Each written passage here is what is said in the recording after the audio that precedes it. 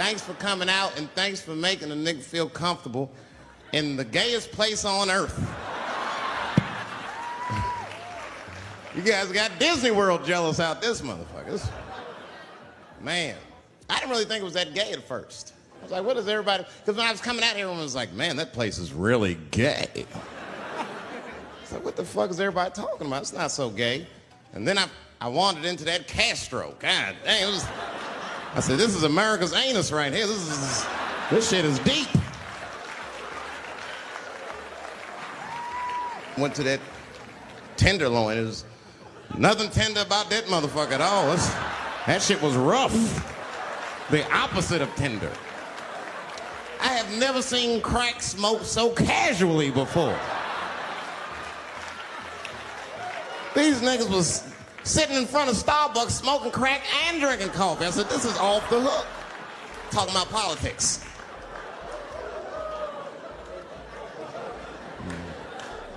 I seen one crackhead trying to break into somebody's car, man, and it struck a chord with me. I tried to stop him. I said, hey! And he looked back and saw me and said, oh, keep an eye out. I said, nigga, that was me that said that. I'm not trying to help you. I want this shit to stop.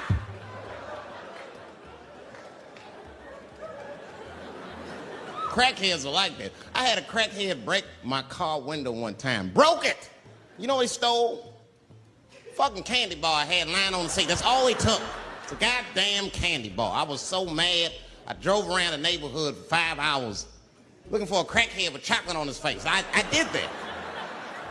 I finally found when I grabbed that motherfucker and said, hey man, what's all this chocolate on your face, motherfucker? He looked confused. Chocolate?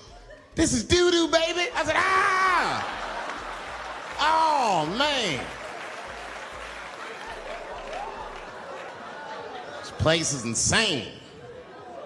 But you know what I like about San Fran, and the reason I picked this city to do my special was because of all the major cities in America, somehow people get along here better than anywhere else I've seen in the country.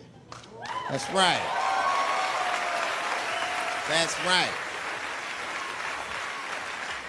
And I always admired San Fran for that. And today I realized how you did it. Put all the niggas on the other side of that bridge. There's nothing, this shit ain't happy on that side. You leave San Francisco like, bye, thanks for coming to San Francisco. Come back in April, we're having a sale on Birkenstocks. As soon as you get to the other side, welcome to Oakland, bitch. Click, click.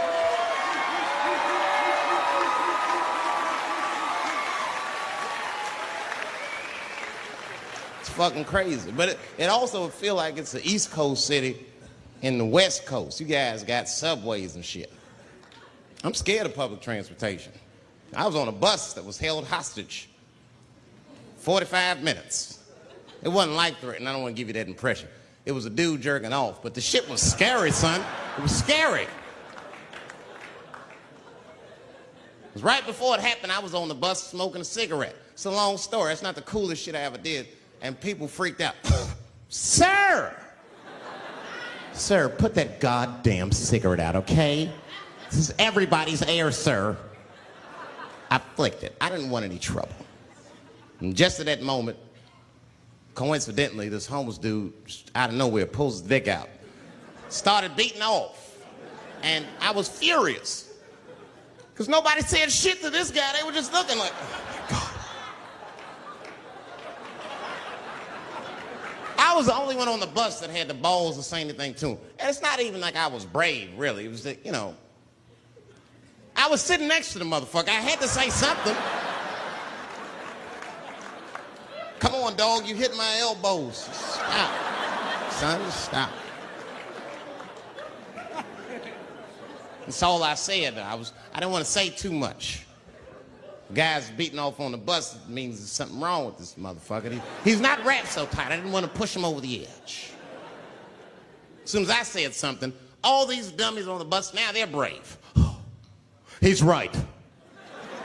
Put your goddamn cock away. I don't want to see this anymore. I don't want to see it either. Yeah! Now the guy flips out. All right, everybody, back up. Back the fuck up. I tried to be nice about this.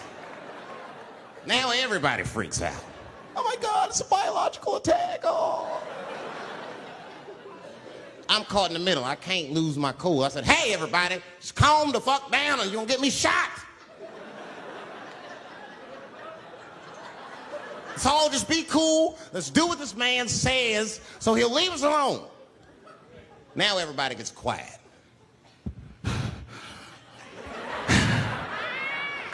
That's better. That is better. And then he started walking up and down the aisles, just terrorizing us.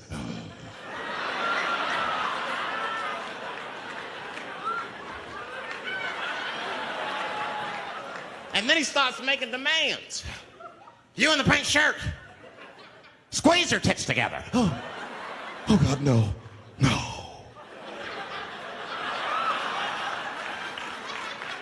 You, stick your finger in your butt. Why? Oh God, why is this happening? Oh God, oh God. He was working my way. Shit was tight. Just that minute.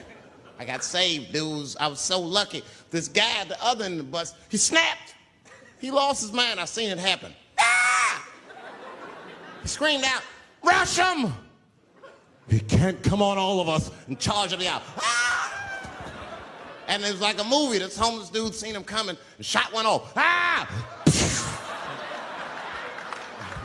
I dodged that shit like the Matrix. Niggas, oh.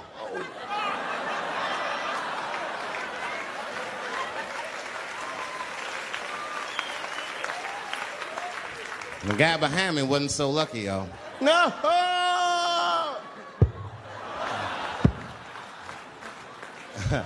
That shit was gross.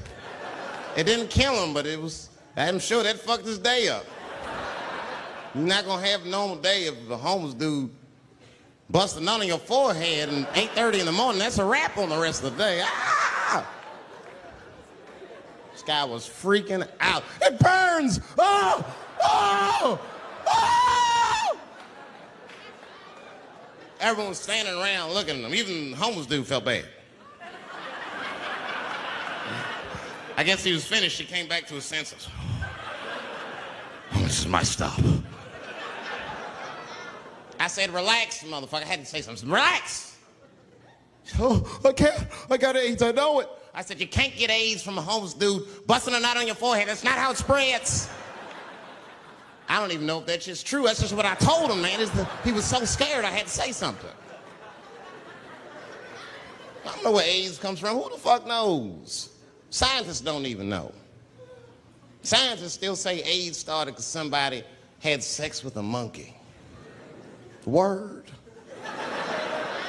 After all this research, this is the best explanation that you came up with, mother. Nobody fucks monkeys and people, you idiot. You either fuck monkeys or you fuck people. That's it. There's no in between. You're not gonna get some monkey pussy on Tuesday and then be like, oh, let me call Charlene on Thursday. No. Once you fuck a monkey, that's a firm decision. I'm out of the human pussy game for good. It's ridiculous. You act like monkeys are just as open as waiting for people to fuck them, man. It's ridiculous. The monkeys don't want to be fucked by people. Think about it. Think how hard it would be to catch a monkey and fuck it. That's ridiculous. That's how it had to go down. Who you think you're just gonna walk up to him in the woods and bribe this nigga with fruits and bananas? Hey, buddy. Hey.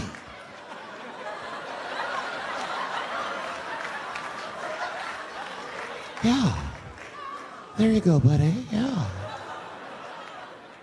Yeah. There you go, your big, bright red ass.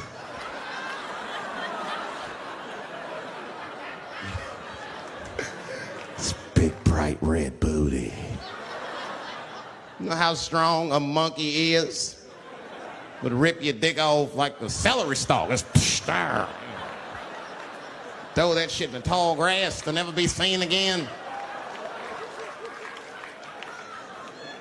Hey, dog, we gonna go to the club, pick up some girls. You trying to roll? Nah, man, I'm cool. I'ma stay home, dog. chill with my monkey. You know how long it took me to train this monkey to suck my dick without peeling it?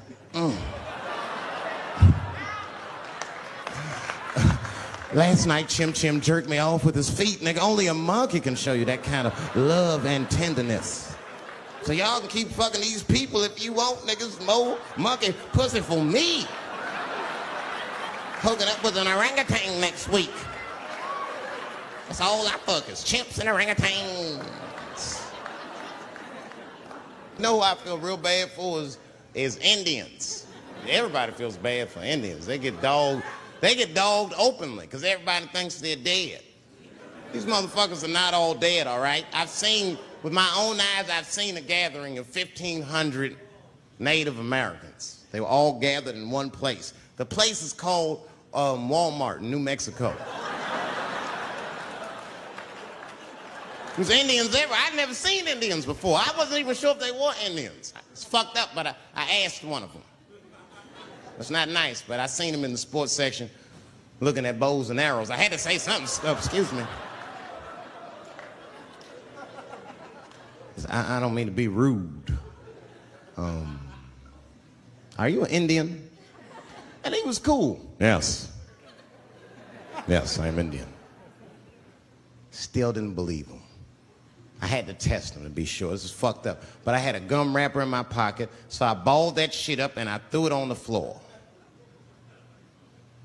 And a single tear came out his eye. I said, oh, shit. I had so many questions. So what tribe are you from? I am a Navajo. I said, word. I studied you in social studies. You're a hunter-gatherer, correct? He said, I guess so. That's what you wish to call it. I said, why? What do you call it? He said, I am an alcoholic.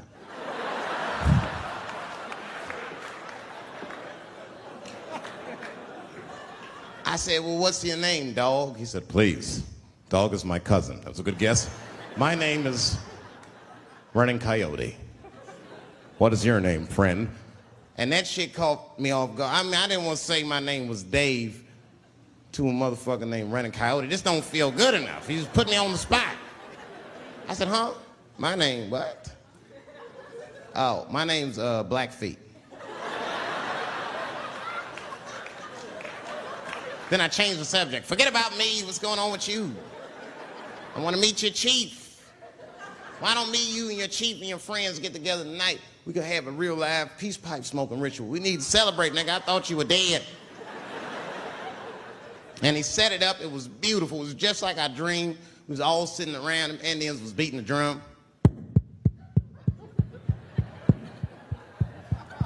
Some other Indians came out the back with a long blanket that was folded in half and put in front of us. Open that shit up, and on the blanket was a long wooden pipe with feathers. And bags of weed were all over the blanket. And Chief walked over.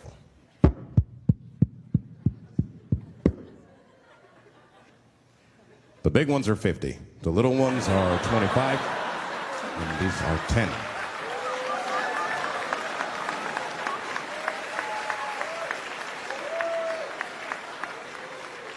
Me and those Indians got high as shit. I was baked. I told the chief, he was talking, I cut him off. Time out, chief. Sorry to interrupt. Fucking smashed, man. The weed's too strong. I'm itching. Is this PCP, nigga? The spirits have got me. Chief, the spirits have got me. And the chief threw some water in my face. Calm down, blackface. Splash! I said, hey, it's Blackfeet, motherfucker. Take it easy.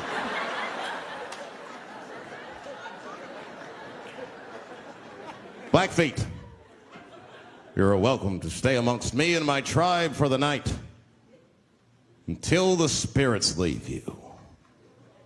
And they gave me my own teepee to sleep in, which sounds nice. I personally felt like it was a little fucked up You know, because they all had houses, man. It's like, why can't I sleep with y'all in the house and watch TV? Nigga, I can't be on this grass all night.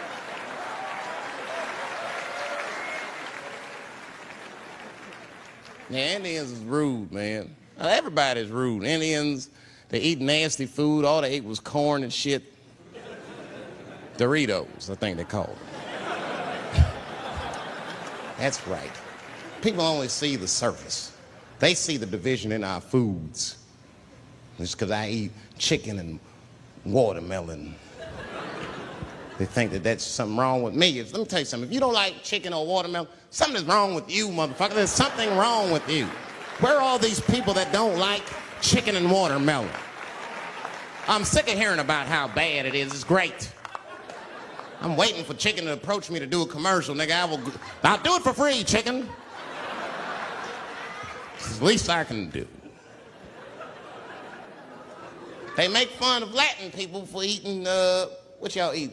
Beans, rice, corn. Listen, that's not a reason to hate a motherfucker, all right? It's funny, but it's not a reason to hate. The only reason these things are even an issue is because nobody knows what white people eat. You've been very good at keeping that shit a secret amongst yourselves. I study white people. You don't know that. I'm writing a paper on you. Not even for school, nigga, just to do it, just to get, I'm just doing this independent research. I'm spending my money, that's why I'm working so hard. I follow you around grocery stores. They freak out. I just try to peek in the cart. They always say, get away from my cart, nigga. What are you looking at? Chicken and giblets are over there. You must be lost. These are vegetables.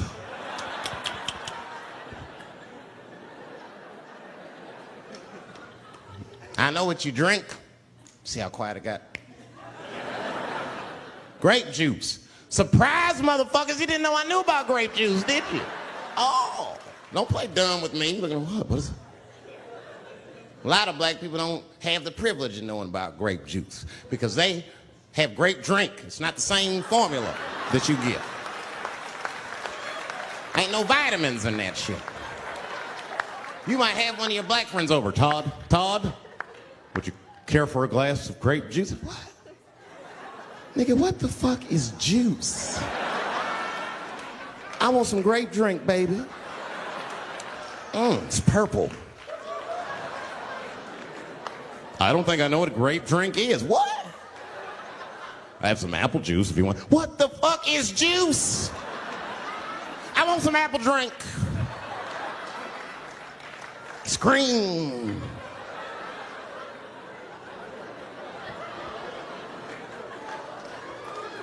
Remember that commercial for Sunny Delight when all the kids run in from outside playing and they all run to the fridge? All right, I got some purple stuff, some Sunny D. As soon as you say Sunny D, all the kids go, yeah! Watch the black kid in the back. If you ever see that commercial again, look at that black kid. He'd be like, I want that purple stuff.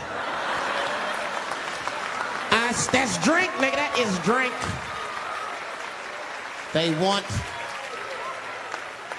drink. I want all them vitamins, nigga, I want drink. Sugar, water, purple. That's the ingredient, sugar, water, and of course, purple.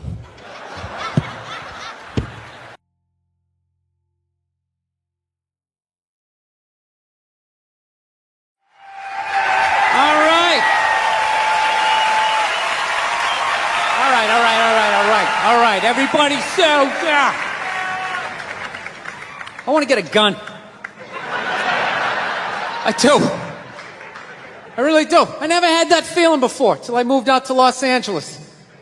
This city just messes with your mind, you know? It's overpopulated, technically doesn't have a water supply, right? The dollar's crashing. Shit keeps you up at night. You're just thinking, what am I going to do when the zombies come? Right? Start reading up on shit, get some powdered food, plant some zucchini, get a windmill, right? And that's all well and good, but if you don't know how to fight, all you're doing is gathering supplies for the toughest guy in the block. Right? Think thinking about that. What am I going to do? Some dude turns me upside down, starts shaking the gold coins out of my pockets. I got to get a gun. So I'm on the road, right? I'm in Reno. Great gun town. So I go down to their little gun store, right? Come walking in, there's some redneck there. I'm like, hey, man, I want to get a gun. He's like, I hear you. What you looking for? What you want? Mossberg, over under, 357 Magnum, right? Starts rattling off all this gibberish, right? I don't know shit. I'm trying to play it off. I feel like a bitch because I don't know anything about guns. So I was like, what do I do here? Hell, I'm going to go with honesty. I go, look, dude, I don't know anything about guns. They terrify me, but I'm worried about the zombies. All right? Dude's just like, you need a shotgun. You need a shotgun, man. It's got a good spread. It's easy to load, doesn't have a lot of working parts, got a good spread. He kept saying that. It's got a good spread. I'm like, what does that mean? He goes, well, it means you ain't got to be that accurate. It's got a good spread. Further away you are, the more shit you hit. It's got a good spread. In fact, you got a problem over here, you ain't even got to look. You just turn, wow, that's it. You ain't got a problem over here anymore. Anything that was even remotely a problem ain't there anymore. Trust me. And then these people here, they saw what you just did here. You ain't got a problem here either. Feel me? 90 degrees taken care of right there. One shot. These people get smart, flip it over. Wow! That's it. It's got a good spread. So I'm like laughing my ass off. I'm like, dude, look, I just want to shoot the guy. I don't have to do a bunch of drywall work, you know? Reframe my diploma. Get my parakeet another friend, you know? I just want to shoot the guy. So I'm like, you know, how about one of these pistols? So he does like that classic, like that redneck trailing off thing, like, you want a pistol? Go ahead, get a pistol. What do I know? I just been here 20 years. You know? Get a shiny one, right? So I was like, what's wrong with getting a pistol? He goes, I'll tell you what, buddy. Because life ain't a movie. You feel me? I'm like, no. Can you please stop speaking in these backwoods riddles? Can you just say what you're saying? I told you I don't know shit about guns. Come on, do me a solid here. He goes, well, look, you ever watch a movie? Guy go, blah, blah, blah. He kills 3 people. Real life, man, you miss all the fucking time. You miss enough times, man, you're empty. You might as well just be standing there with a big stapler in your hand. Then what you gonna do? I was like, well, fuck it, let's get the shotgun. So he's all ready to box the thing up, and then I'm like, wait a minute. I live with my girl, I can't just show up with a shotgun. Right? That's not some shit you can just come home with. If I found this stool on the side of the road, I can come home with this. Look at it. We can refinish it. We can carve our initials in it. We can have a good time, right? They just show up with a shotgun. Hey, I got it for us, right? One barrel for you, one for me? No. So she kiboshes the whole thing. Till the other night, somebody broke into our car sitting in the driveway. Starts fucking with her head, right? So she starts reading up on guns, you know? But she's reading too much, because now she wants to get one, but she's just like, well, I heard you got to keep the bullets in the safe, keep the stock in the garage. And then what? I run around the house and assemble it. There's some dudes chasing me with an axe. You know, even thinking this thing through, sweetheart. Just running around. Where's the scope? It's in the living room. He's in the living room. No, we're getting this thing. I want that fucking thing loaded right on the bedroom wall. Right there. I'll put that thing up my jam sleeves. Just like that. There's no other point. That's funny, though, when you talk about getting a gun, you know? People, like, they either totally for it or completely against it. You know, they either go nuts and start screaming, right? Or they start throwing out those stats. You know, actually, you increase your chances of getting shot by 80% the second you get a gun in the house. Really? What, because I'm going to load it and shower with it? Like, The fuck? I know it's dangerous. You get a pool in your backyard, you immediately increase your odds of drowning in your backyard, right? You couldn't do that before. Now you step on a rake and you go. No, I'm telling you. I don't buy in any of that shit. Stats are so fucking stupid. You know? Not that they're stupid, it's the way people apply them. You already have your mind made up, and then you go to I'mRight.com, you start memorizing a bunch of shit, and you just throw it up at people. Guy tried to get me to go scuba diving. I go, I'm not going. I don't want to get eaten by a shark. He's like, well, actually, 90% of shark attacks actually happen in shallow water. It's like, no shit. It's where the people are.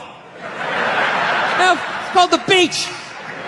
90% of people are frolicking along the coastline. It's like there's people swimming to Europe. Let's go to Iceland, you pussies. Right?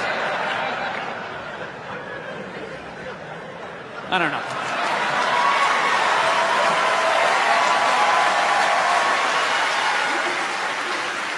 I hate guns, personally. I can't stand them. Yeah, but I have several. I don't want them, but I feel like I need them. Don't forget where I live. I live in Ohio. And anyone that knows anything about Ohio knows that even the word Ohio is an old Native American word. It means, literally, land of poor white people.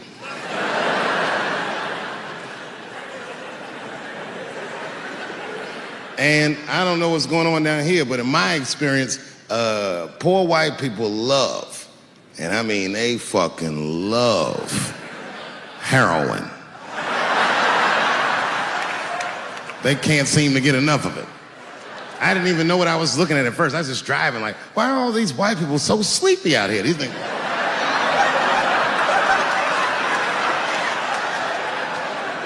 It's really bad. As a matter of fact, I was coming out of a nightclub the other night in Dayton, and I'd parked my car in the alley, and no one was out there. I didn't have no bodyguards or nothing. I was home. I figured everything was fine. And as soon as I opened my car door, all by myself, suddenly one of these heroin-addicted whites just pops out of a trash can. It scared the shit out of me. I screamed, ah!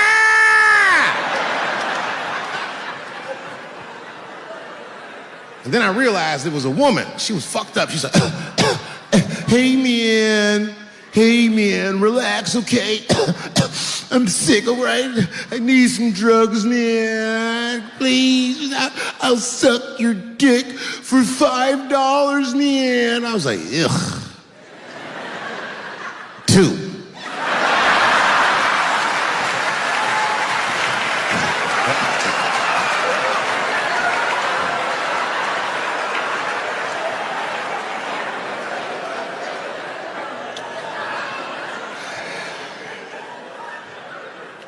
Obviously, I'm joking. This opioid crisis is a crisis. I see it every day. It's as bad as they say. It's ruining lives. It's destroying families. Sadly, you know what it reminds me of, seeing it? It reminds me of us. These white folks look exactly like us during the crack epidemic. You know, it's really crazy to see. And all this shit they talk about on the news about how divided the nation is, I don't believe it. I feel like nowadays we're getting a real good look at each other. It's wild because I even have insight into how the white community must have felt watching the black community go through the scourge of crack. Because I don't care either. Hang in there, whites. Just say no. What's so hard about that?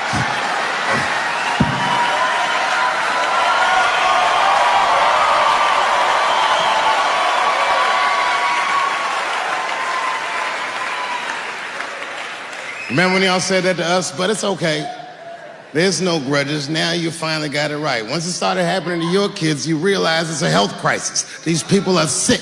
They are not criminals. They are sick.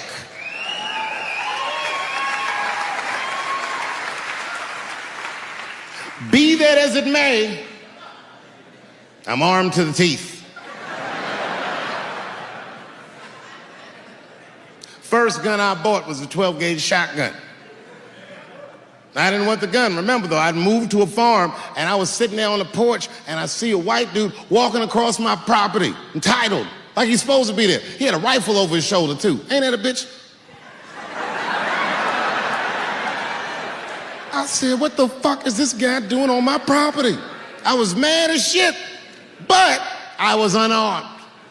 So I ended up just waving to this motherfucker like a bitch. I was just like,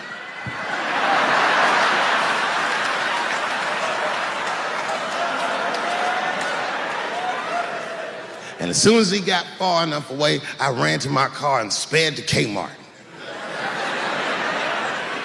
This is in a rural white area. And remember, I was nervous because a guy was on my property, I'm black, and I was sweaty. You know what I mean? And I ran to the gun counter, black and sweaty, sweating and black, and I looked up at the nigga, I was like, I look like a slave or something. I said, I need a gun immediately, like that, just like that. The guy didn't answer, no questions. He just grabbed a 12-gauge shotgun, handed it to me. I'd never even held a gun before. I'm not a dummy. I'm like, well, I need some bullets too. And the guy reached under the counter, put 2 box shells on the counter. He said, all right, buddy, which box do you want? I didn't know. One box had a picture of some ducks on it. The other box had a picture of some deer. I said, well, what's that box with them ducks? He said, oh, that there's birdshot. And then he goes just like this, I'm not exaggerating, he goes, that won't kill a man.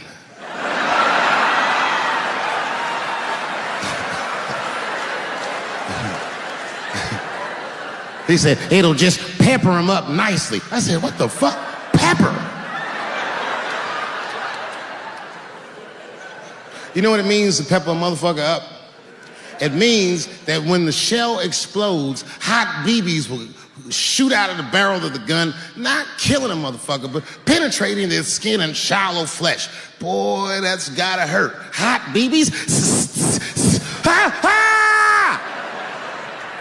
Remember when Dick Cheney shot a motherfucker in the face and he lived? That was birdshot. I said, well, what's that box with the deer on it? He goes, oh, that there's buckshot. That'll put a hole in the goddamn truck if you wanted to. But I didn't know that if you're defending your home with a shotgun, the formula dictates that you're supposed to buy both boxes. This was not a formula that I was familiar with. It goes like this. The 6 shots in a 12-gauge shotgun, so when you load the gun, you load it like this. First shot, bird shot. Next shot, buckshot. Bird shot, and then after that, gun's Jamaican. Buckshot, buckshot, buckshot.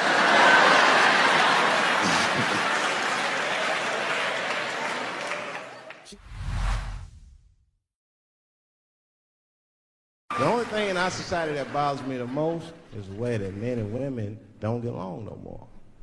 That's really what's bugging me about it. Men and women just don't get along. Like, I hear women say this all the time. I know a lot of you sisters be like, chivalry is dead. Don't you? Don't y'all feel that way? Like men aren't gentlemen anymore? That's right. Chivalry is dead. And women killed it.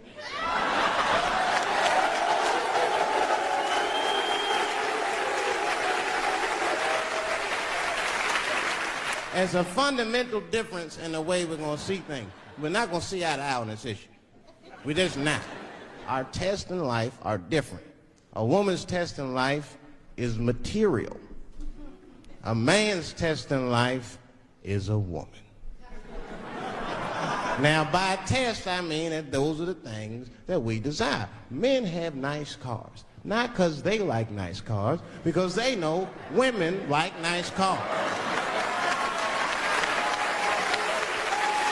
That's how it goes. Because men are hunters, and the car is the bait. And a woman comes and says, ooh, nice Porsche. Gotcha, bitch. That's how it is. That's true.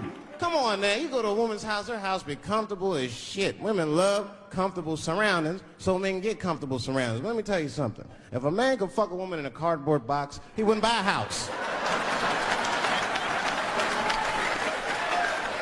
But that's still not where chivalry got killed. Chivalry got killed by the feminist movement on the magazines that got women going crazy, because women got too much advice about men from other women. And they don't know what the fuck they're talking about.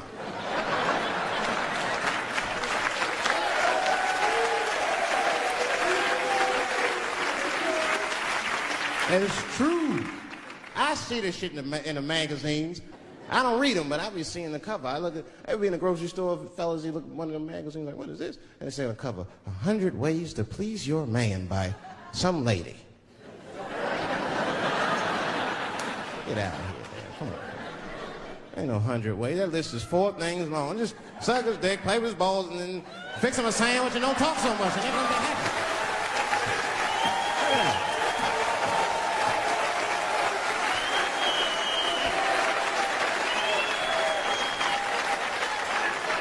And then the magazines trick the women. The magazines start picking at your self-esteem. Every page you turn, you start feeling fatter and uglier, and you feel like your clothes aren't good enough. And the magazines have you forgetting how fucking beautiful you are. And that's what happens. Now look what happens. And then you forget how beautiful you are, and we all suffer. If pussy was a stock, it would be plummeting right now because you flooded the market with it. You're giving it away too easy. I'm just being truthful. I'm just talking. It would plummet. We'd be watching the news today. Pussy plummeted again on the NASDAQ. Gold is up 10 points. You can see it. You ever have this happen? This is how confusing it is. This is the practical application of what I'm talking about. Like a guy be out, this happens to a lot of guys. You be out at club, bar, right? You're kicking with your boys, and a girl walks by, and man, she looks good. She looks good. Not good in that classical way. I mean, you know, I'm talking good like she got half her ass hanging out her skirt. Mm. Her titties are all mashed together, popping out the top of her turtleneck and shit.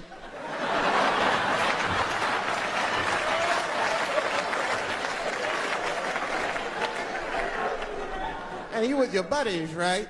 You with your buddies, you got a couple drinks in you, and you see a girl, you might try to talk to her. This might not come out right. I don't know what you say, but damn, look at them titties! Right? The girl gets mad and says, oh, wait a minute.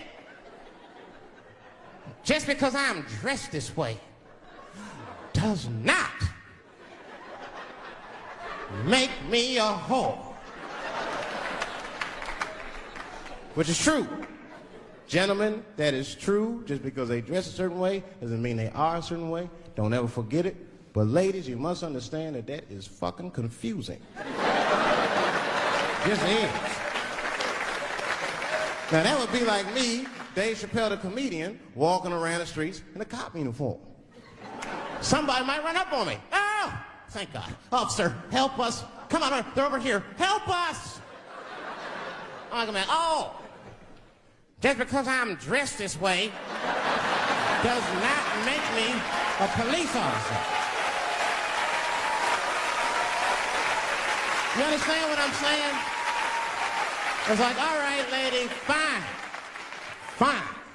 You are not a whore. But you are wearing a whore's uniform, I'll tell you that shit right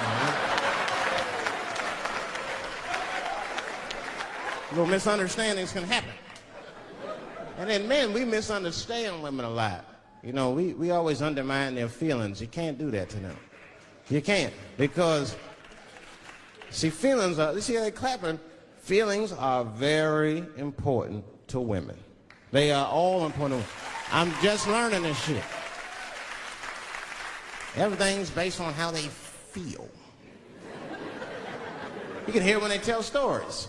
You ever hear a man tell a story, it'd be just facts. Who, what, when, where, why. It was me and Bob, we was at Safeway. Then that nigga Bob said this, then I punched that nigga, and then I broke out. That's the story.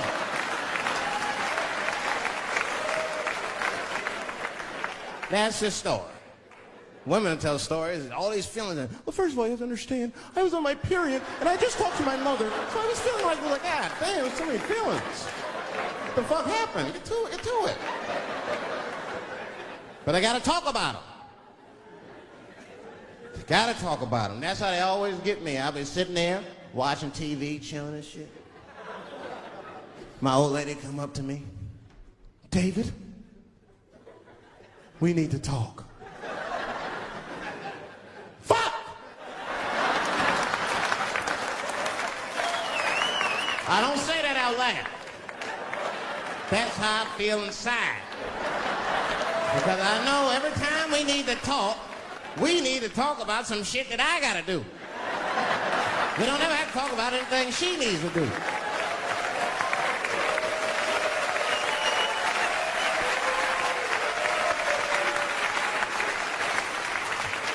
She leaves me defenseless. I have to do what I have to do. David, we need to talk. Nah.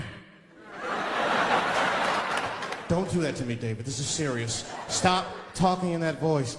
No, see. I gotta do this, see. Ah, see.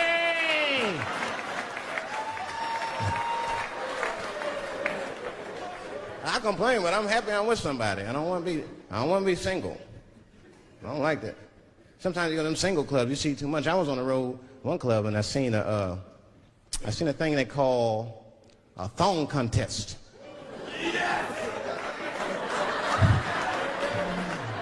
Yeah, I seen a thong contest. Yeah, it's some scandalous shit, all right. I couldn't get over that, man. Because the DJ, I was dancing with a girl, and the DJ said, everybody that wants to be in the thong contest, please report to the DJ booth. The girl was like, excuse me. They put on that song, so let me see some thong, thong, thong, thong, thong, thong. Them girls was going off. Some of them pulled their pants down, some of them pulled their skirts up, all of them just shaking their butt. Some of them didn't even have underwear on, they was just fucking shaking their butt. I mean, really, I was fucking disgusted. But I couldn't turn away.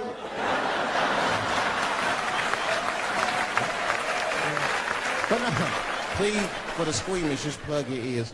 All right, one of the girls, you get so into it, there's no cops around, right? But she actually, I'm sorry to tell y'all this, she spreads her butt cheeks open. She spreads her butt cheeks open in the middle of a crowded disco, right?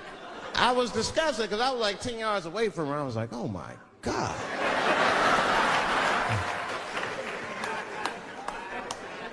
Is that her birth canal? Oh, it gets worse. Good God Almighty, is that a baby? I know that's gross. It's gross, because it was a baby. Oh, it was the same baby from the projects. She's like, I snuck in the club, nigga. I got that weed if you need me. Just pat on the ass, and I'll come out. Hey guys, thank you very much. Everyone in LA for a wonderful week. Been great here. You know what? It's been 10 years since the last time I played Los Angeles. If you can imagine.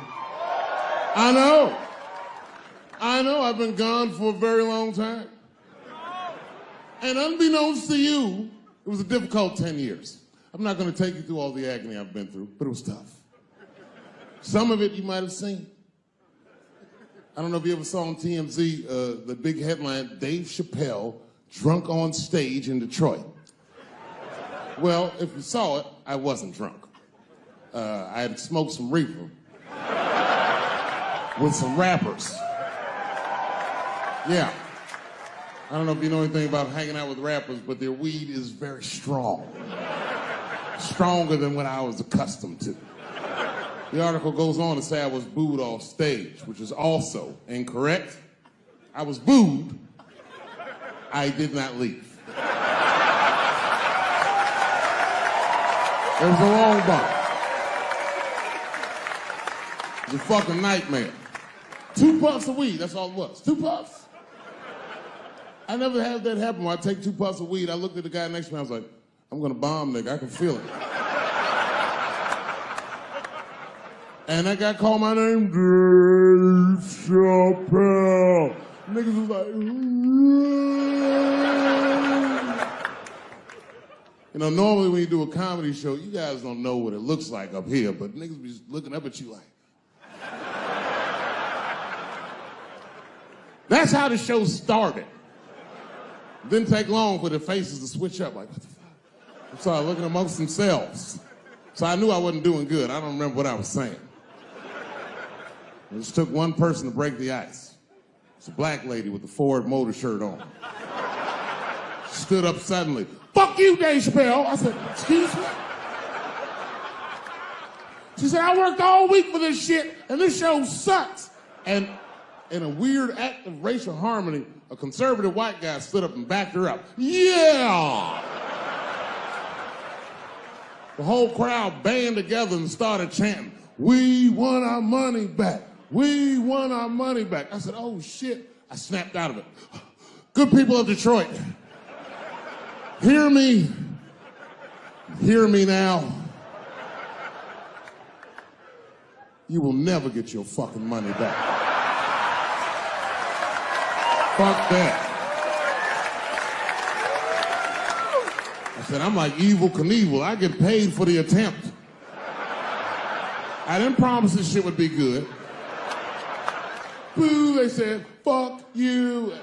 This went on for a long time. And then after the show, I felt so bad, I took half of the money from the show, thousands of dollars. I said, I'm gonna give this to charity. You know what I did? I bought $25,000 worth of bubble gum and drove around Detroit and handed it out to the homeless so they could chew it and still be hungry.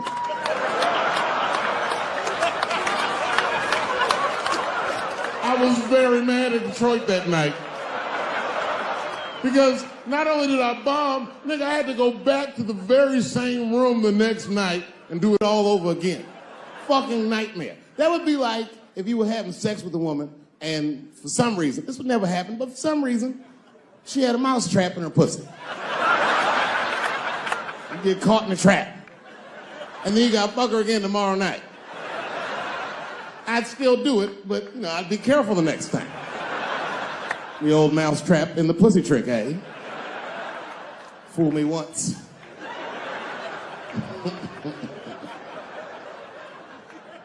Yeah, it was a tough time. And I wanted to give up sometimes. I almost did give up, but then right before I gave up, I decided not to. But I made the call.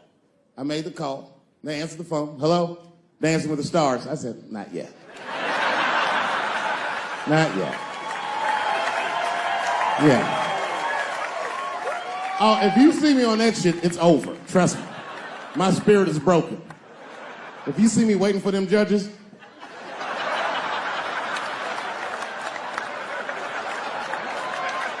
getting critiqued on my cha-cha, fuck that. I've been hanging out in there. I haven't been working in LA, but I come out here and hang out and shit. I was out here a few weeks ago. I almost got arrested. I'm not bullshitting. This happens to a lot of black people. What happened was, I was coming out of one of those nightclubs in Hollywood, and my friend saw me. I guess I was wobbling or something. So he just rolled up. He's a good friend of mine. He's like, hey, Dave, give me the keys. And I was like, all right, nigga, just take the keys. And I got in the passenger side of my car, and he drove it. And it was fine. Just talking, chopping it up.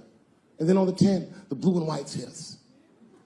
Now, I should tell you, the friend that was driving me was black, which really doesn't have anything to do with the story, other than to let you know there was fear in the car. Not my fear. I'm black, but I'm also Dave Chappelle. So I figured, you know, shit'll probably be fine.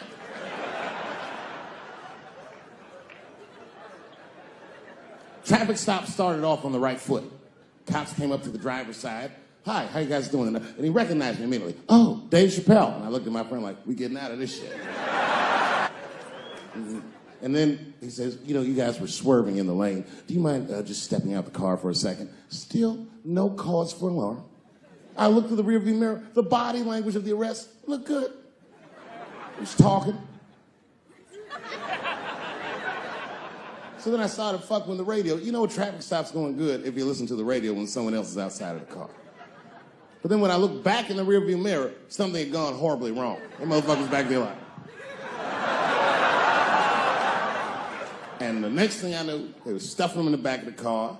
And I thought, you know, when anybody would think of a situation like that, oh my God, what is gonna happen to me?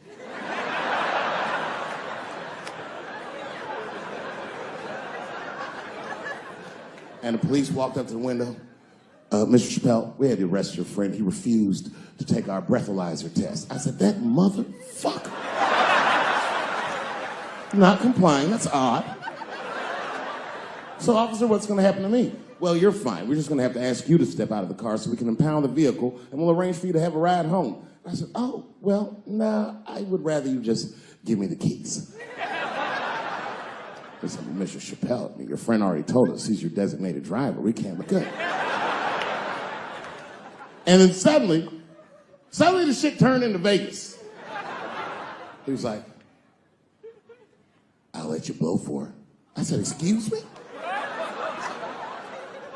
He said, if you blow on my breathalyzer. I said, oh, nigga, I thought you was trying to get your dick sucked.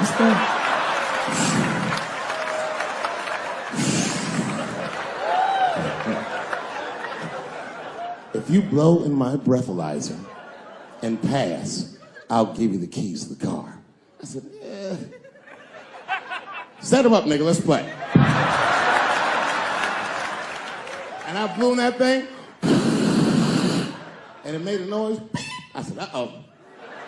And he looked at it and he said, oh, well, Mr. Chappelle, I guess you're free to go. I said, I am. I didn't know that thing didn't pick up weed. I drove home on the 30 miles an hour. Yeah, no, it all worked out. It all worked out. I'm one of the lucky ones. It doesn't work out that well for everybody. I saw that videotape of that lady that got beat up in L.A. in the traffic. You see that shit on rush hour traffic? They beat a black woman up. It was so fucked up it didn't even go to court. The city of L.A. just gave that woman $1.5 million for her pain and suffering.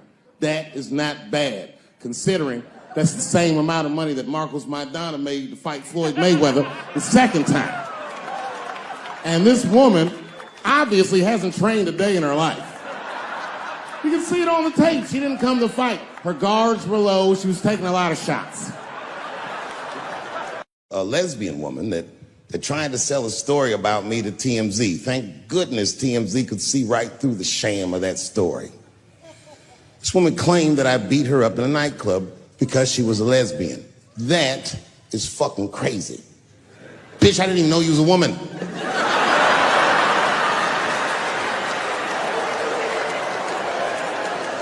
Thank God TMZ didn't believe that. Because I did beat the shit out of her, I'm not gonna lie. It was her fault, I had no choice. I came in the club minding my own business, and a woman came up to me, she goes, oh my God, Dave Chappelle. And I was just being reciprocally nice. Hey, miss, how are you? Blah, blah, blah. But not talk, nothing to it. And all of a sudden, this lesbian fellow stepped between us. Hey, nigga, that's my girl. I said, yo, my man, back up, like that. She said, I ain't backing up off shit, nigga, that's my girl. I said, bro, you're gonna have to give me 3 feet like this. She said, stop calling me a man, motherfucker. I'm a woman. I said, what?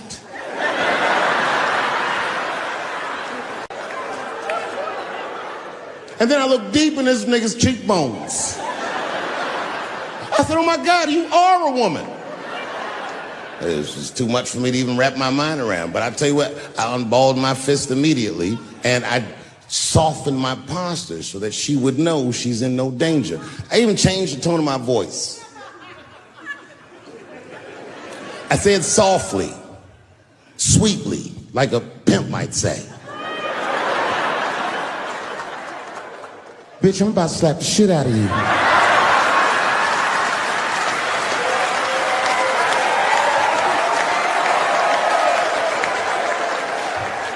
I should have done it. Oh, I wish I didn't say that. She dropped that foot back. Boop. She was in a perfect southpaw stance. Her shoulders were angled correctly. Her head movement was good. I said, oh no! This bitch boxes for real. She threw a wild hook at me and I saw it coming from yesterday, so I slipped it like this. I had no choice. I had to go to work. I let that jab go. You should have seen me go, nigga. I tenderized them titties like chicken cutlets.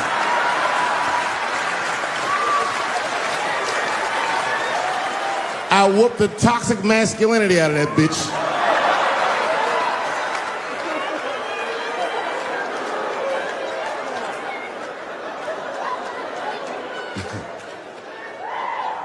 That's why I don't go out no more. Just trying to chill. I'm just trying to live a peaceful life. That's why I live in Ohio. You know, I live in a little town in Ohio. It must be like 3,700 people. Small hippie town. Culturally, it might feel like Ann Arbor to you. You know what I mean? Just a bunch of hippies and shit like that. And niggas always ask me, like, Dave, why you live in that hippie town? And I'd be embarrassed to tell them the truth. But you know why I live there? Because Yellow Springs, Ohio has the most beautiful women in the world. And a lot of people might disagree with me, but you gotta see them for yourself. They're gorgeous. But it all depends on what you're into, you know what I mean? I like white bitches with dirty feet.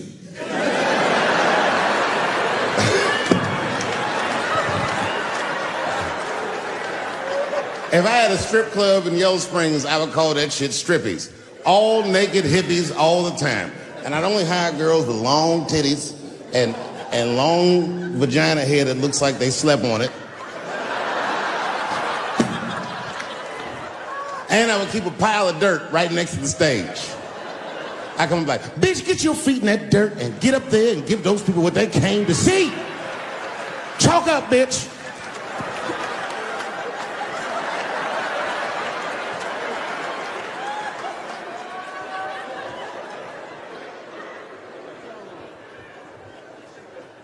A couple years ago, I was in Ohio at a shopping mall.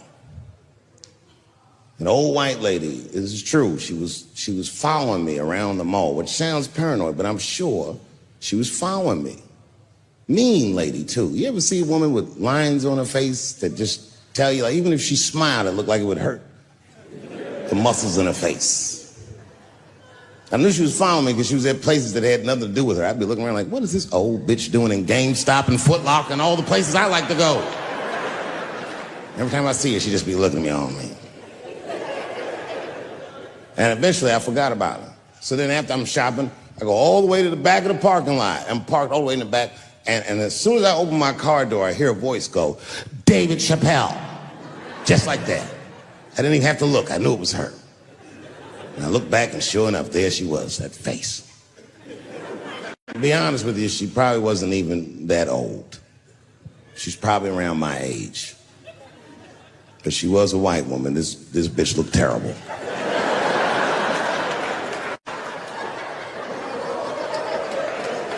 Going all the way.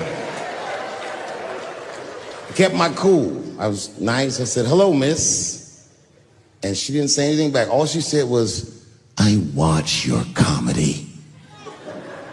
I said, uh-oh.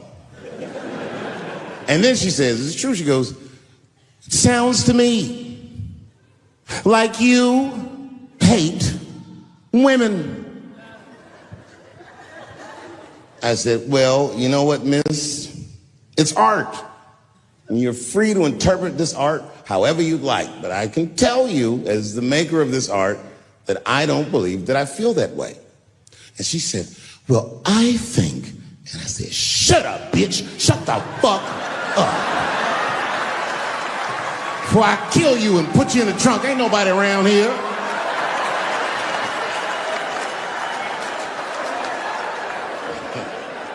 I'm just kidding, I didn't say that. I felt that way, but that's not what I said. I was more clever than that. You know what I said? And this is exactly what I said. I said, miss, before you finish that statement, let me ask you a question. Where'd you see me? Did you buy a ticket to a concert I did? I doubt that. Or maybe you watched one of my specials on Netflix. Or did I follow you to your car and do my act? She said, what? I said, keep it in the comment section, bitch. This is real life. Ta-ta.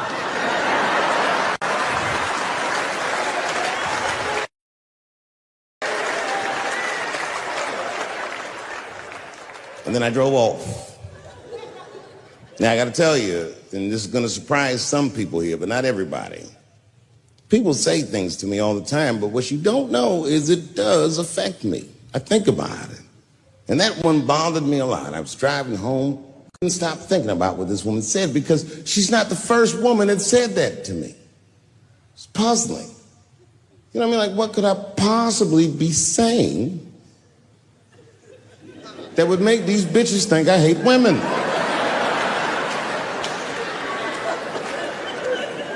Couldn't figure it out. So you know what I did? I Googled the dictionary definition of a feminist just to make sure I was talking about the right thing. And do you know, sir, what the dictionary definition of a feminist is? I didn't either. Listen to this. Webster's defines a feminist as a human being, not a woman, a human being that believes in equal rights for women. I was shocked that that's what that meant. Because by that definition, I would consider myself a feminist. And I didn't even know that at the time.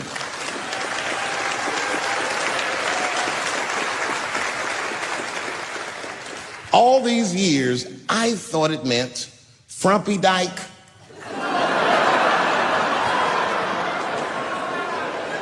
Well, that's who's always talking, to be some chick in overalls. Men are trying to rape us. Ah, not you, bitch, me please.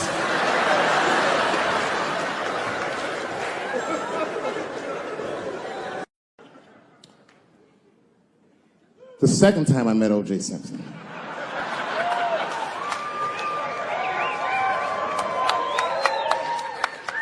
was right after the trial of the century. There I was, now a young man of probably 23. O.J. Simpson was the most famous or infamous face on planet Earth. I was in a restaurant in Beverly Hills with my agents. I wasn't alone in the restaurant, but I was alone. I was the only black person in the restaurant. And in the 90s, that felt very uncomfortable. Now I tend to enjoy it at this age.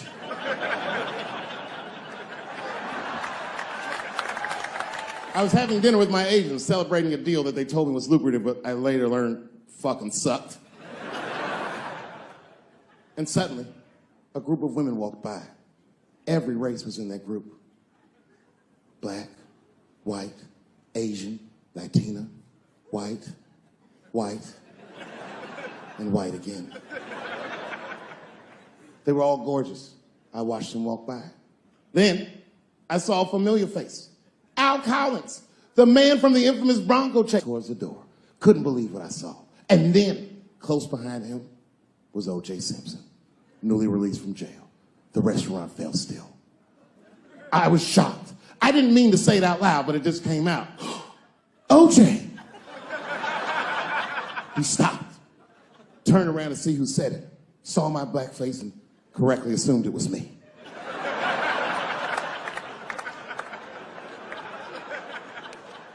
I was sitting in the corner of the booth. He leaned over all the white people I was having dinner with and shook my hand. How are you, young man? He looked in my eyes, and I could see in his eyes that he didn't remember meeting me the first time. And then he walked away. And I looked back at my agents, and all of them had nothing short of disgust on their faces. And the only one with the courage to voice their disgust was a woman named Sharon, who used to represent me. How could you, she said. How could you shake hands with that murderer? I said, Sharon, with all due respect, that murderer ran for over 11,000 yards.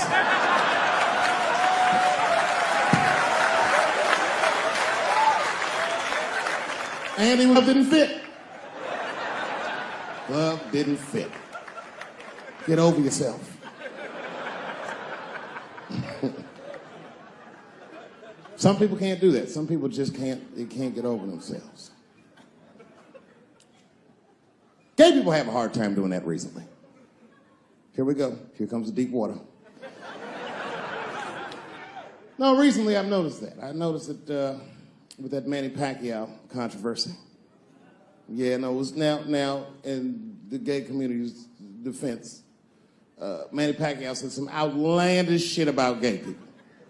Very, very not nice things that I won't repeat, but there was biblical verses and some analogies to animals. Wasn't a good look. Nike took his shoes immediately, which I thought was a little harsh. You know what I mean? Because he's just because he's Asian. You know what I mean?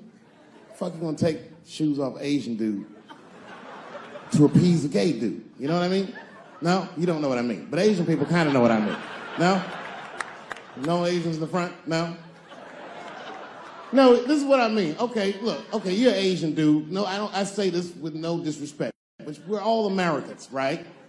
And we can agree that America has a huge body count all over the world, but nowhere more than Asia.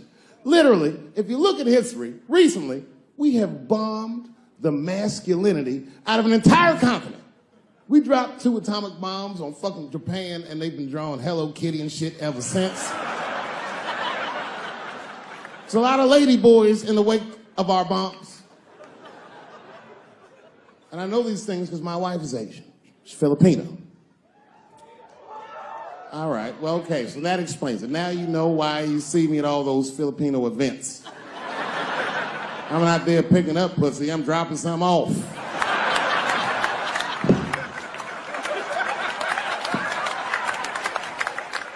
I take my wife to all that shit. I took my wife to see Pacquiao fight Mayweather. We sat ringside, okay?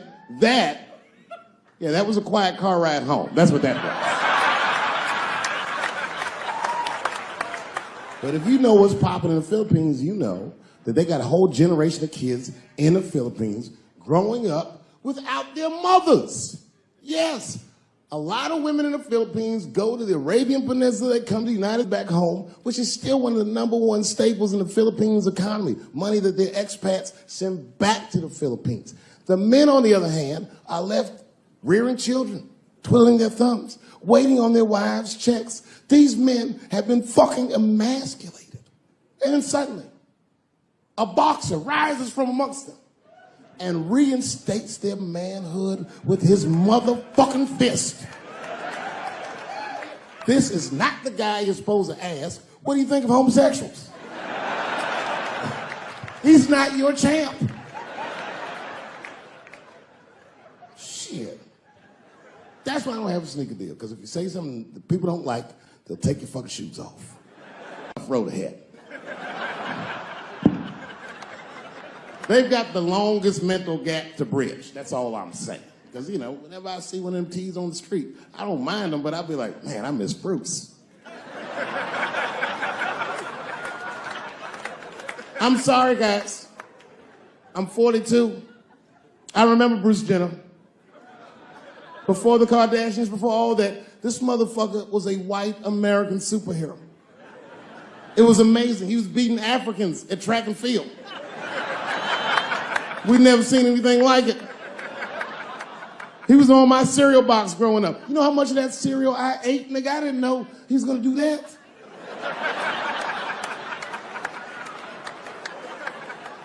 I knew before you guys knew. I heard things on the street in Hollywood. You know, you just be out, see people. Hey, what's up, Kanye? Why the long face? Nigga, you'll see. Got 2 mother-in-laws now. And when I heard he was gonna do it, I was scared. I didn't think the public was ready. I didn't think the media was ready. And you know what? I was wrong. Never seen anything like it. Welcome to the world, Caitlin. So long, Bruce. Hello. Somebody called me a nigga in traffic last Wednesday. It's so long, it takes a minute.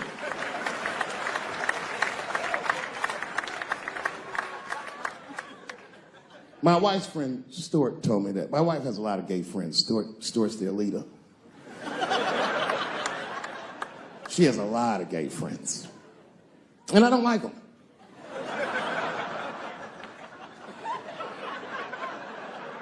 Not because they're gay, I'm just judging them on the merits of their character. They're just not nice dudes. They're fucking rude house guests. They're sitting on my couch, giggling with my wife, eating my motherfucking macaroons. And I come in, they act like the party's over. Hey, Stuart, what's going on? This guy talks to me the way a cat would speak if a cat could talk. Hi, David.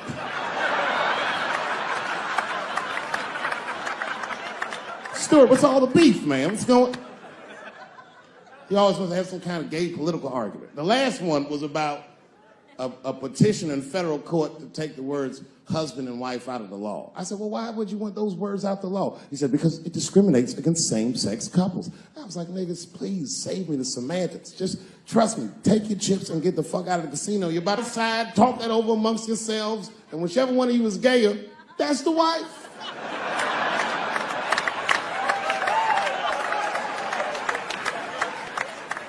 No, Stuart didn't like that. Stuart educates me about this movement, you know what I mean? I didn't even know shit about it. He told me it's called LBGTQ.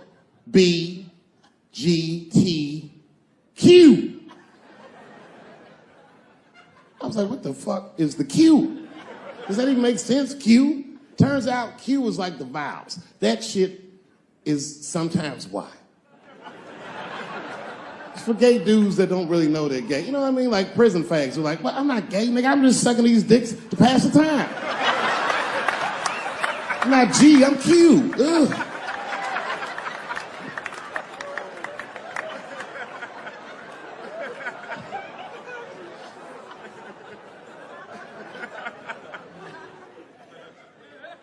I think, okay, again, of all those letters, the T has the toughest road ahead. In fact, I think the T should stand for tough. If Martin Luther King had a sneaker deal, we'd still be on the back of the bus. They always true, the Nike exec come up, hi, Martin, we need you to tone down the talk of civil rights and blacks being humans. It's upsetting our southern distributors. But I don't understand. I thought that's why I had a sneaker deal in the first place. Not quite. Really, it's a walking shoe, and we like the marching, but try to understand. Fuck that shit. You know, I get it, though. I understand why gay people are mad, and I empathize. You know what? I'm just telling you, this is a black dude. I support your movement, but if you want to take some advice from a Negro, pace yourself. These things take a while. Just because they passed the law doesn't mean they're going to like it. Brown versus Board of Education was in 1955. I was shocked. Is this happening? Wait a minute. Is this a time in American history when an American can make a decision for themselves, and even though other Americans don't understand it, they'll support it and let this person live a happy life? Is this what's happening? If it is, then good for America. That's Dave Chappelle, the American. Although Dave Chappelle, the black American, he was a little jealous. I was like, how the fuck are transgender people beating black people in the discrimination Olympics? If the police shot half as many transgenders as they did niggas last year, it'd be a fucking war in LA. I know black dudes in Brooklyn, hard street motherfuckers that wear high heels just to feel safe.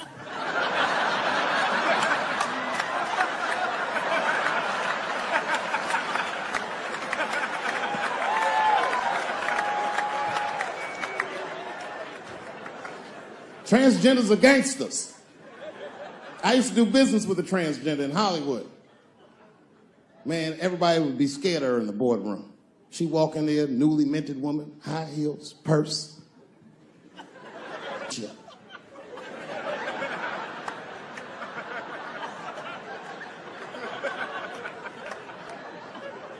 And then she walked to the head of the conference table, stare at us all, reach in her purse and pull her old dick out and throw it on the table.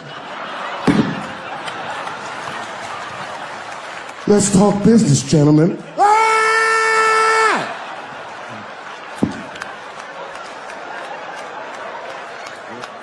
Shit is scary as fuck. If your best friend pitched that to you, you'd be horrified. Yo, nigga, let's go to the hospital and cut our dicks off and make pussies out of them shits. What? Can't we just get matching jackets or tattoos or something? Sure, that's what you want to do? There's only one way to find out, nigga. Wu-Tang, bow, bow. Let's go to the club and trick niggas into fucking us, yeah. I know it's fucked up, but I tell you the truth. You know, everything's funny. Everything's funny till it happens to you. 3 months A mere 3 months after that terrible attack that Chris Rock endured, I was on stage at the Hollywood Bowl, and a lunatic jumped out of the crowd and attacked me. Now, I gotta tell you, if it happens to you, you don't even know what the fuck is happening. It was like slow motion. I just looked over. I don't know this nigga. And I just looked and said, oh my God, I'm being attacked. And this motherfucker was ragged. He jumped at me. He was like, ah! I'm old, but I'm fast. I caught this motherfucker's head with my hand and pulled his hoodie over his eyes. I can still feel his head in my hand. It was spongy. He had been growing dreadlocks. Not the beautiful dreads that Rastafarians grow. These were accidental LA homeless dreads. This shit had leaves and sticks and bottle caps and shit in it. Some kind of grease. I was like, ugh, like this. And then I fell down. And he knocked me all the way on the ground. And I was like, man, this is a bad situation. I'm like, I don't know if I'm gonna die or what's gonna happen. But in that moment of vulnerability, you know what occurred to me that had never occurred to me before in my life? In that moment, it occurred to me that bodyguards should not wear dress shoes to work. Travis! This nigga Travis came out slipping and sliding on some kind of beautiful loafer and fell flat on his back. I said, oh my God. Now both of us are down. I gotta handle this shit myself. So I popped right back, boom. And then the kid that knocked me down, he popped up, boom. And we looked at each other and realized at the same time, I was bigger than him. And that motherfucker took off running. And I started to chase him and I said, fuck him. And I picked the microphone up. So I'm gonna finish this show now. That's right.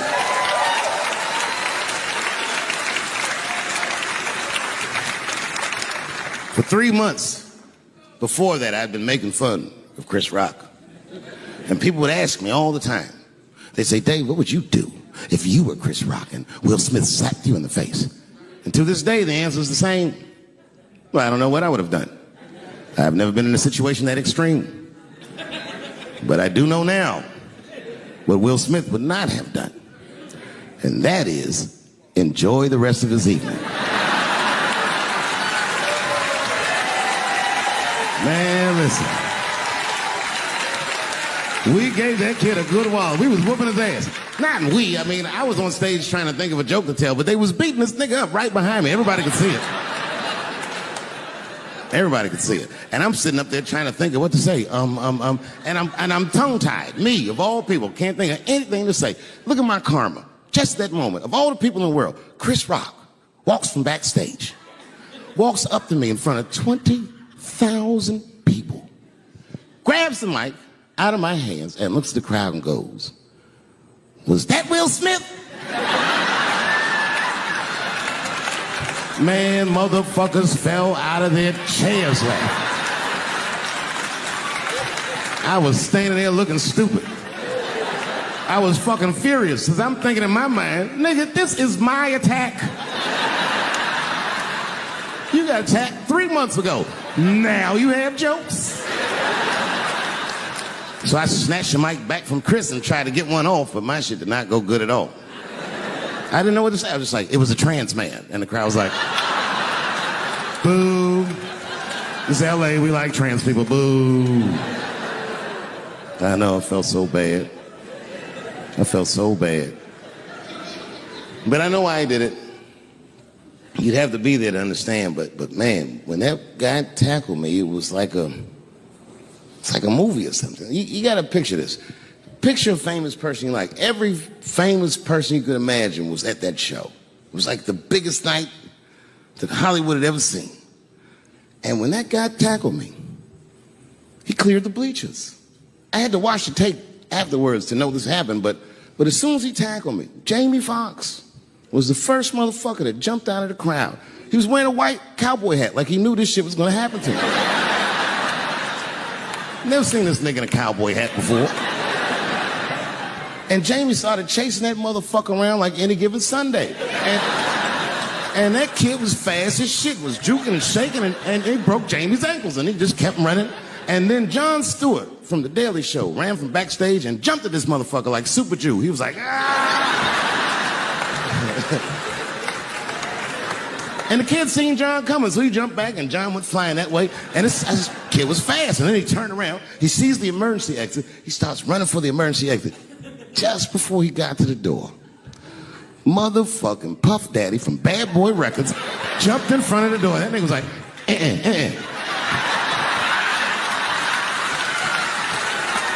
Boy, Puffy got that motherfucker. And then every celebrity just ran out because every celebrity saw themselves in me, and they just started beating the fuck out of that kid. And I know Chris was backstage looking like, nobody helped me.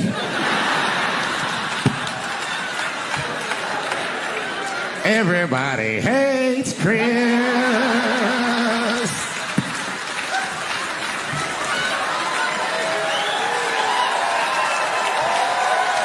Thank you. Thank you. I like not knowing what's going to happen.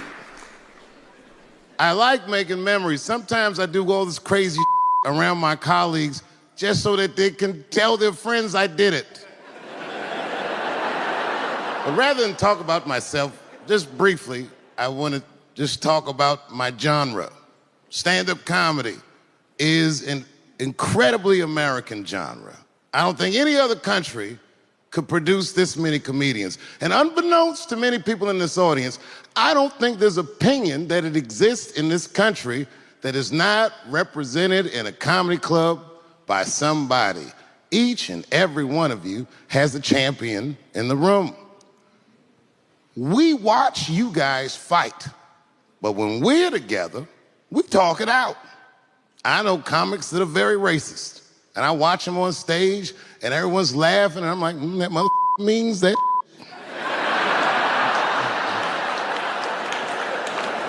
Don't get mad at them, don't hate them. We go upstairs and have a beer, and sometimes I even appreciate the artistry that they paint their racist opinions with. Man, it's not that serious. The First Amendment is first for a reason. The Second Amendment is just in case the first one doesn't work out. We gotta let some air out of the ball, man. The country's getting a little tight. It doesn't feel like it's ever felt in my lifetime. So tonight, I am honored that my colleagues are here in comedy and in music.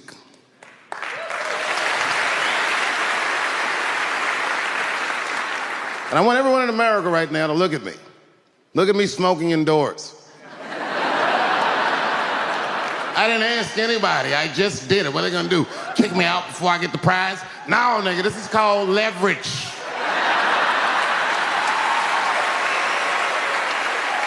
The thing that I liked best about tonight was that I saw so many people from different parts of my life, like friends that I grew up with here in DC, friends of mine from Ohio then and now, friends of mine from comedy clubs, all the musicians that blew my mind. You guys have no idea how you inspired me. I want to give a special shout out to my OG, Tony Woods. Miles Davis has a quote.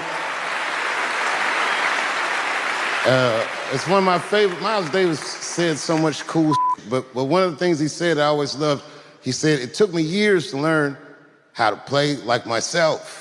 You know, he would watch other musicians and he would try to play like Dizzy or Bird or all the guys who were great. Tony Woods was my Dizzy and Bird if I was a Miles. I was trying to play like you. You were the first person I ever saw do it absolutely right. You were fearless and you told the truth. There's something so true about this genre, when done correctly, that I will fight anybody that gets a true practitioner of this art form's way, because I know you're wrong. This is the truth, and you are obstructing it. I'm not talking about the content, I'm talking about the art form. Do you understand? Do we have an agreement? And what I really wanted to say tonight, and I'm glad I get the platform to do it, I'm gay. I am gay, and I can't wait to see what this does for my career, being gay like this. So many special shout outs. One of the main architects of the comeback of the century, my brother and my mentor, the mighty Stan Lathan. I never dreamed that I would be able to work with someone as great as you. These last 5 specials, straight fire. I wouldn't want to do another special with anybody else but you. So eat your mother vegetables and live as long as you can, because we doing a few more of these bitches. Neil Brennan, your speech made me cry because it reminded me of all those hard days of work and all that money I never got for it. The other real special shout out I gotta make, because none of this would have been possible on any level without this person, is my mother. Mom. My mother.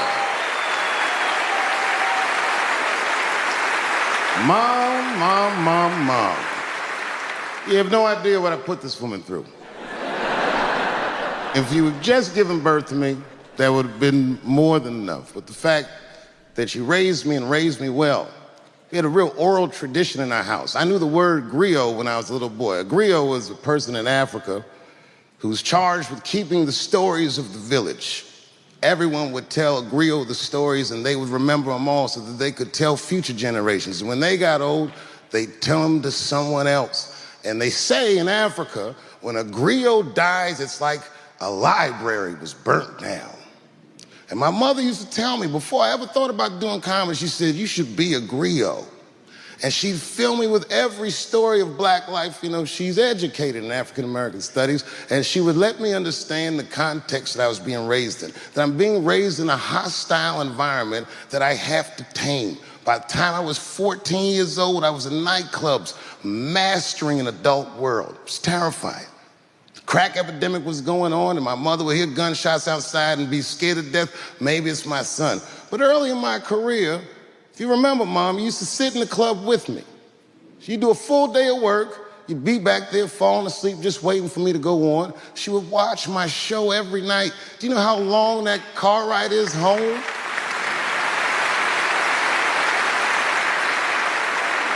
How many of you have ever heard your mother say, jokes were a little too much tonight, son?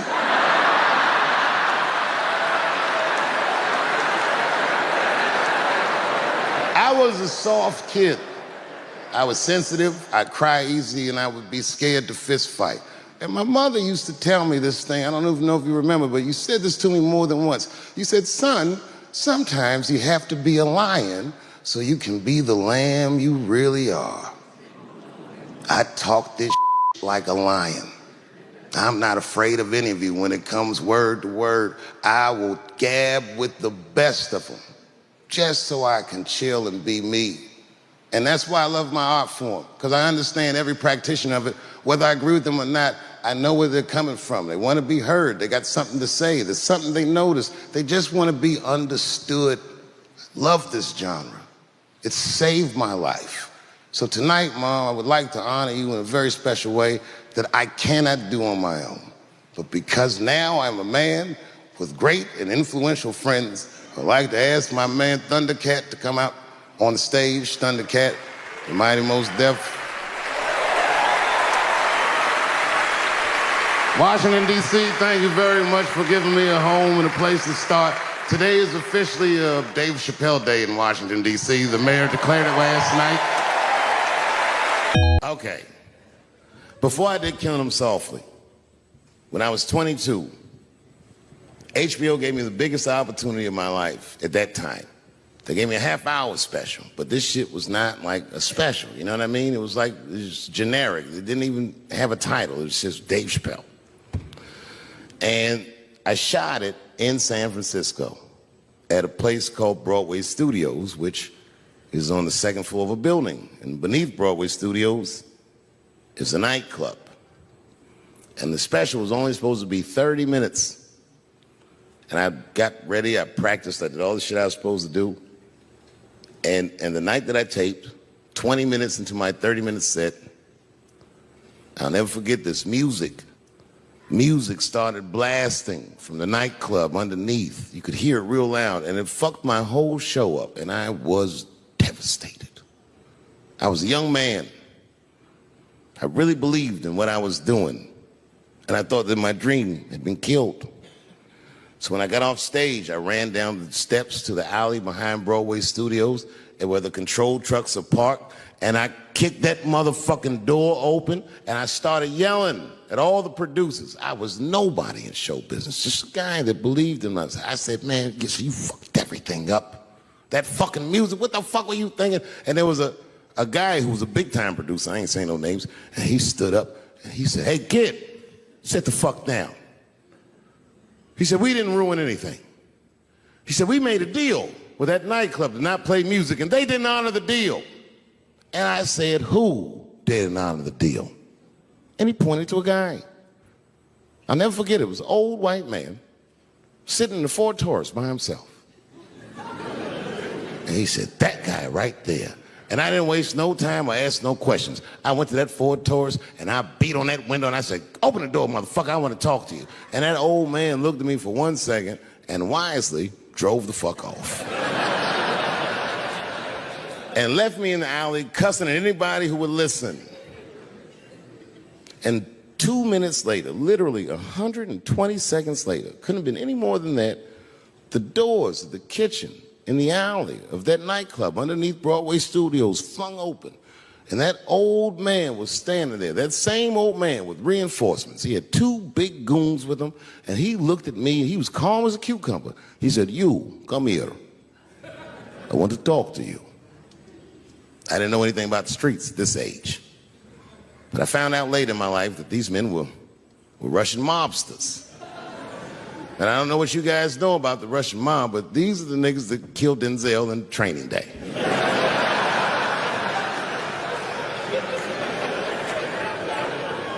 And all the producers knew what I was up against. They said, Dave, do not go in there. And I said, fuck y'all. And I walked right into that kitchen, and they closed the doors behind me, and it got dark as fuck in there. And I knew, I'm not dumb, I knew I was in a bad situation. But you have to understand, I believed in what I was doing, and I didn't give a fuck. Just kept cussing at these motherfuckers, telling them how they ruined my life. And that old man couldn't believe that I was talking all this shit. And as soon as I took a breath, he stopped me gently. He said, hey, kid, listen. Your friends lied to you. He said, we made a deal, but your friends never paid me. And when he said that, I realized I was locked in a kitchen.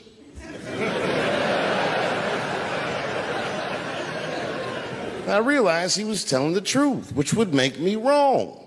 And the very moment that I realized I was wrong, for the first time, I was afraid.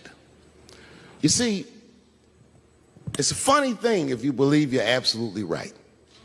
You can get drunk off the feeling of how right you are. That's why gay people are so mean.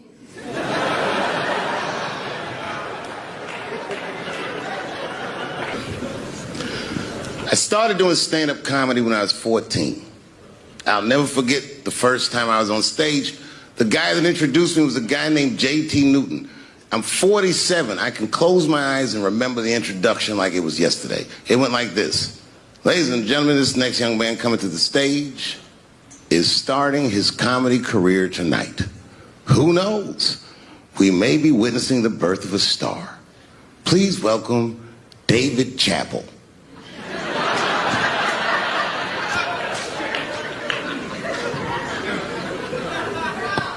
From the first time that I ever held a microphone, I was sure this was it. I knew I was home. I knew I had found my thing. And my God, man, I was a child. I got good. Matter of fact, I was good from the moment I started. And I'm not saying this to be a braggart. I'm telling you the truth. These old niggas was in awe of me. How is this little boy so poised? They used to say.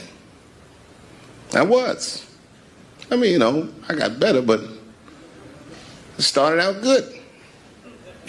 About a year into it, When I was 15 years old, I had written a joke during the AIDS epidemic about having a Goodyear condom. Something, I don't even remember the joke. Something about an industrial strength condom by Goodyear. I just remember all the comedians really liked that joke. And there was an older comedian. And he came to me one night after the show, after he saw the joke, and he said, listen, I got an audition at another comedy club, and I was wondering, do you mind if I do that joke? I just want to borrow it. Now, I'm a kid. I don't know any better. I'm like, borrow it? Well, I guess, sure, if it'll help your career. I let him do the joke. And then weeks later, I was waiting to go on at a comedy club, and he went on before me, and he did the joke. And after the show, I pulled him aside and I said, hey, man, I don't mind you borrowing my jokes, but you got to give them back. He said, oh, I forgot to ask you. He goes, let me buy that joke from you for $50. And I said, man, I'd do it, but I'm just starting out. I need all the material I can get. The idea being that the more material I can accumulate, the faster I'll be able to make money for my work. I said, I can't do it. I want my joke back. I'll never forget this. Remember, I was a 15-year-old child. This guy was a grown-ass man. He stood up over me so I could see how big he was. And he said to me, really? I can just take it. And he did. I got scared because I was a child. But I never forgot that. I never forgot that. I was 15 years old. I'm 47 now. I think about this guy all the time. When I look at my own kids and I see how young and innocent they are, I can't believe someone did that to me. And I don't think about it every day because that was the worst thing that happened to me.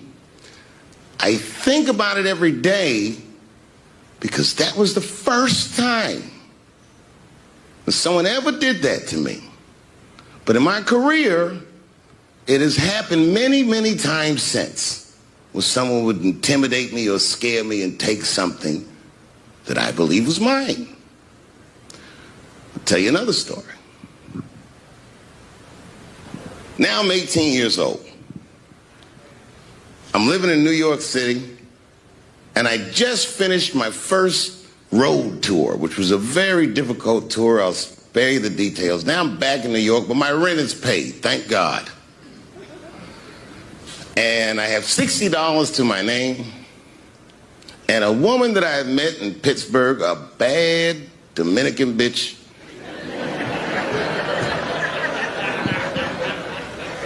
was coming to New York. She was going to spend the weekend with me.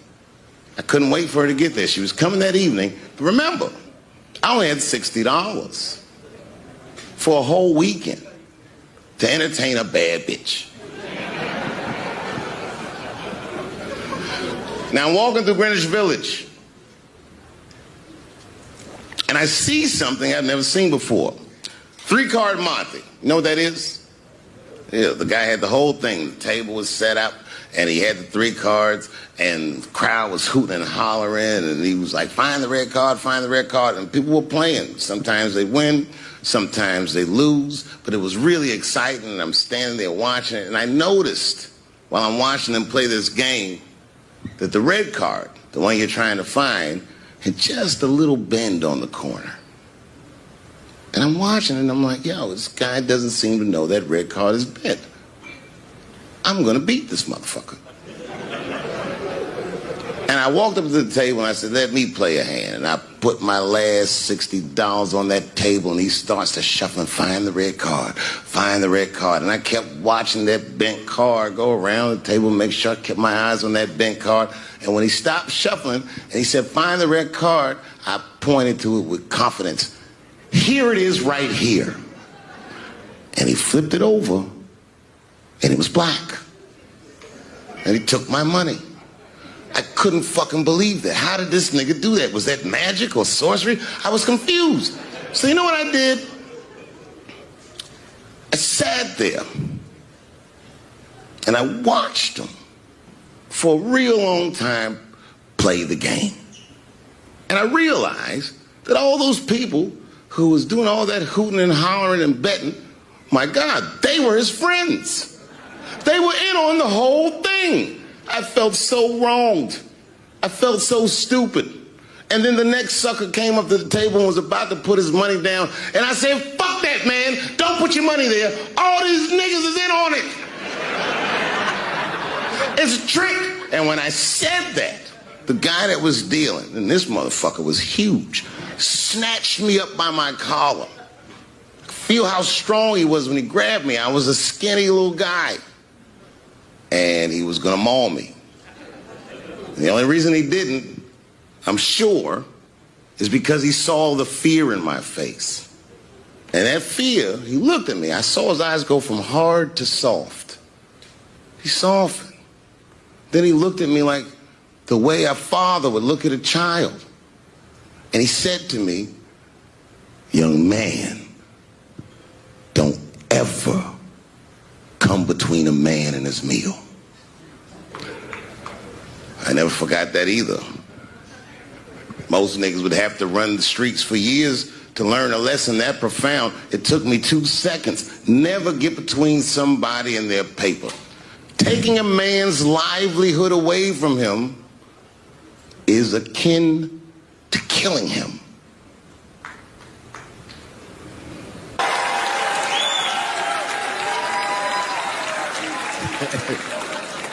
Look, it was way more intense than what you guys might have read. I don't know what you read, but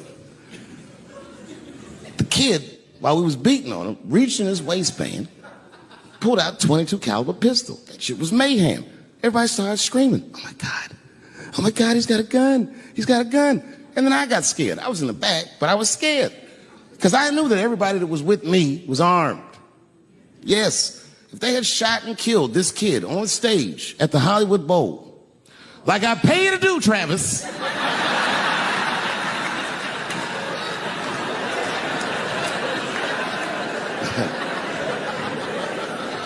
But Travis G'd up. Travis wrestled the gun out of the kid's hand, and then he took it like this and tried to chamber the round, and he couldn't. So he pulled the trigger, and it wasn't a gun. A knife blade popped out of the front. I guess this kid was gonna stab me. Some scary shit. So the next night, even though I didn't have a show, I said, I gotta get right back on stage. And I went and did a show. And someone in the audience screamed out, Dave, what happened with the attack? And I didn't know there was journalists in the room. All I said was that this nigga had a knife that identified as a gun. I got 6 more weeks of bad press for that joke. I didn't even do nothing to this nigga. That's not right. That was not right. And then the New York Post went to the jail and interviewed my attacker like he was some kind of hero. And I read that interview. It turns out the entire attack was my fault. Yes, I triggered him. I didn't mean to. I had done jokes about the homeless. It turns out this young man was homeless. And I mean, there's no way I could have known this. But I will say, for a homeless guy, this nigga had incredible seats.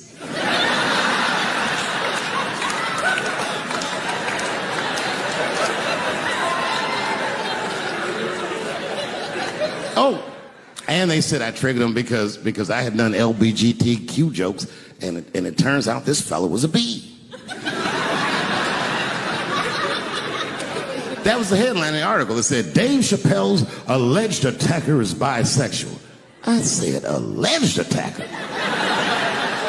This motherfucker definitely attacked me. I'll show you the tape. He's allegedly bisexual. I'm gonna need to see him suck somebody's dick before I believe the rest of this article.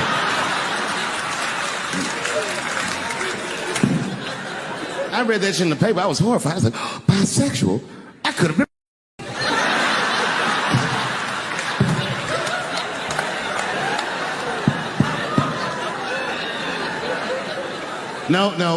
No, you know what though?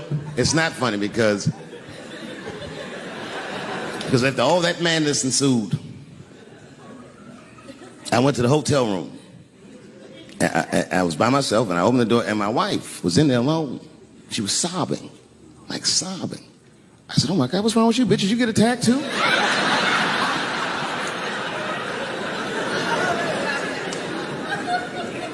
And she's crying. She said, oh my God, David.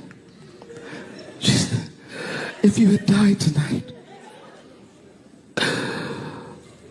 me and the kids would have nothing.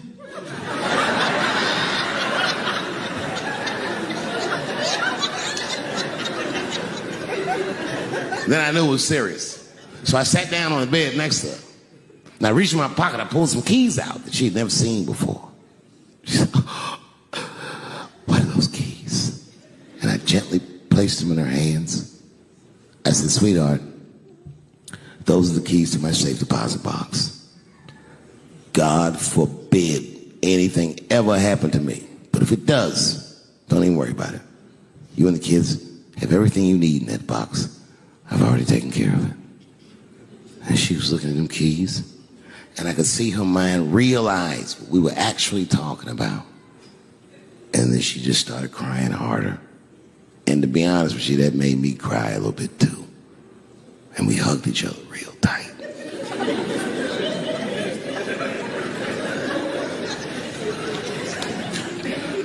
Do you know this bitch looked in the box while I'm alive and well? Who does that? Oh my God. And then she was mad at me. She said, God damn it, David, I opened that box. I said, you did? She said, yes, I did. And there was nothing in there.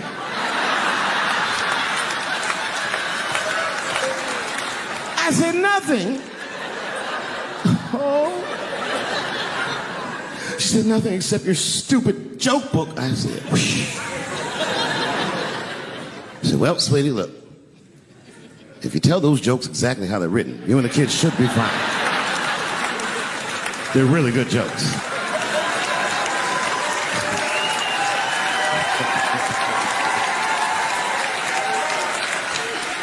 She's like, good jokes? What is this shit? Come join me in my watery grave. No, you gotta roll your throat. Join me in my